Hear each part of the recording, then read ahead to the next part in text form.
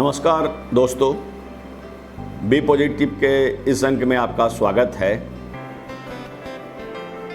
पूरे हिंदुस्तान में कोरोना के कारण जो लॉकडाउन है उसका दूसरा चरण शुरू हो चुका है।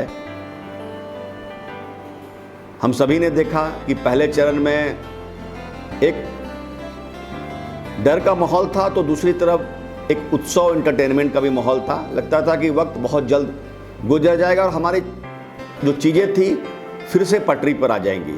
लेकिन अब दूसरे चरण में हम सभी के मन में उथल पुथल चल रहा है कि ये वक्त कैसे गुजरेगा। और न सिर्फ मन में उथल पुथल है, मेरी समझ में हर व्यक्ति एक मानसिक असुरक्षा की भावना से भी ग्रसित है। हर व्यक्ति पोस्टमार्टम कर रहा है कि क्या आज वो इस स्थिति में है कि आज के जो हालात हैं उससे अगर हालात बदतर होते हैं तो उस हालात से निपटने में हम सक्षम हैं। और मन में ये प्रश्न भी चल रहा होगा कि क्या हमने बीते दिनों इस तरह की तैयारी की थी कि आज के हालात से हम निपट सकते हैं। मन में कहीं ना कहीं एक प्रश्न भी उठ रहा होगा कि शायद हमने ज़िंदगी में कुछ और प्रयास किया होता या हमारे मन में अपने बैकअप को लेकर जो प्लान्स थे उसे एग्जीक्यूट किया होता। इस तरह के तमाम प्रश्न हमारे मन में चल रहे हैं। दोस्तों, ये लाजमी भी है क्योंकि मानवीय इतिहास में इससे बड़ी त्रासदी शायद ही कभी आई थी। दोस्तों, जब आप पोस्टमार्टम कर रहे होंगे तो मन में एक जो सबसे बड़ा जो सवाल या जो आपका आकलन होगा कि हम आज के हालात को निपटने में अगर सक्षम नहीं हैं या कुछ कमी पाते हैं तो उसका सबसे बड़ा कारण क्या है। इंसान की एक फितरत है कि एक बार कंफर्ट जोन में आने के बाद या इंसान जब कंफर्ट जोन में रहता है तो उसके मन में एक कंप्लिसेंसी का भाव आता है। उसे लगता है कि सब कुछ तो ठीक ही चल रहा है यार, और ज़्यादा माथापच्ची कर या अलग तरीके सोचकर ज़िंदगी का जो एक रिदम है उसे क्यों खराब किया जाए। और मेरा मानना है कि यही वो क्षण होता है जब हम कंप्लिसेंट होते हैं या कंफर्ट जोन में चले जाते हैं। हम आने वाली चुनौतियों से जो हमारा सामना होता है या होगा उसकी तैयारी में हम कमी कर लेते हैं। दोस्तों, लेकिन एक दूसरा पहलू भी है।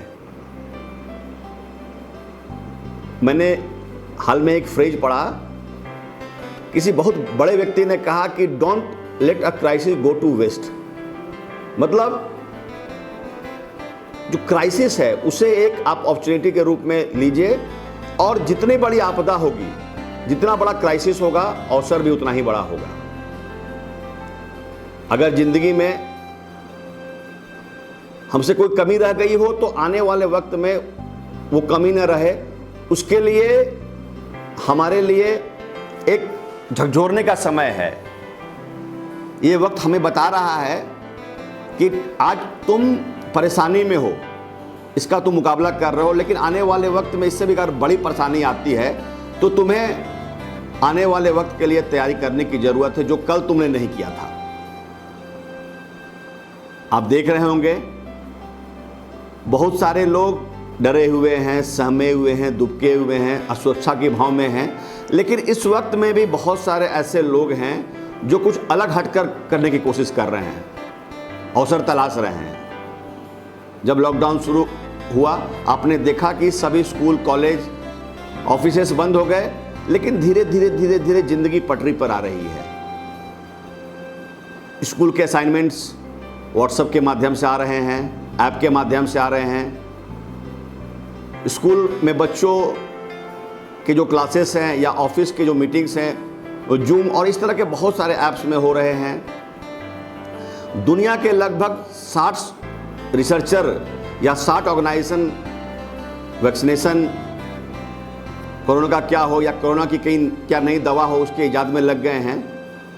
कहने का आशय है कि ज़िंदगी कभी रुकता नहीं है, और मेरा मानना है या हम सभी जानते हैं कि एक नॉर्मल जो समय होता है, इंसान को लगता है ज़िंदगी तो पटरी पर चलने दो यार, उस समय कोई मशक्क़त नहीं करता है। और जब एक भूकंप आता है या बहुत बड़ा एक इंस्टेबिलिटी पैदा होता है, उस समय ही इंसान के लिए अपने को परखने का, अपने लिए जगह बनाने का अवसर भी मिलता है। क्योंकि एक जो भूकंप आता है उस समय आप देखते होंगे चीज़ें छत विछत हो जाती हैं, और उसी में वैसे लोग होते हैं जो अपने लिए न सिर्फ जगह तलाशते हैं बल्कि जगह बनाते भी हैं। तो दोस्तों, आज मेरा यह कहना है या मेरा मानना है कि जो क्राइसिस है उससे सतर्क रहें, डिस्टेंसिंग मेंटेन करें, लेकिन साथ में आने वाले समय के लिए अपने लिए अवसर तराशें, न सिर्फ उसके बारे में सोचें बल्कि उसके लिए काम करना शुरू करें। धन्यवाद।